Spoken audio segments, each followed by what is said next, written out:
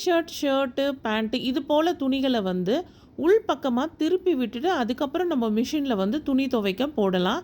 இது போல போடுறப்ப துணிகளோட நூல் வந்து மேல் பக்கமா ஒட்டாம இருக்கும். அது மட்டும் இல்லாம, அது போல நம்ம திருப்பி விட்டு துவைக்கிறப்போ, துணிகளோட கலரும் வந்து பார்த்திங்கன்னா, சீக்கிரத்தில ஃபேட் ஆகாம இருக்கும். அடுத்ததா பேண்ட் பாக்கெட்டு, ஷர்ட்டு இதிலலாம் ஏதாவது பொருட்கள் இருக்கான்னு சொல்லி ஒரு முறைக்கு 2 முறை செக் பண்ணிவிட்டு அதுக்கப்புறம் துணி துவைக்க போடுறது ரொம்பவே நல்லது. தவறுதலா ஏதாவது பேப்பர், டிஷ்யூ பேப்பர் இது போல பொருட்கள் இருந்ததுன்னா, அது துவைக்கிறப்போ மத்த துணிகள்லயும் வந்து பார்த்திங்கன்னா, அதிகமா வந்து ஒட்டிடும். அதுக்கப்புறம் அத நம்ம தனியா எடுத்து தான் அலசணும். பேண்ட்ட நம்ம உள்பக்கமா திருப்பி விட்டு போடுறப்போ, பேண்ட் பாக்கெட்ல வந்து பார்த்திங்கன்னா, அழுக்கெல்லாம் வந்து கலெக்ட் ஆயிடும்.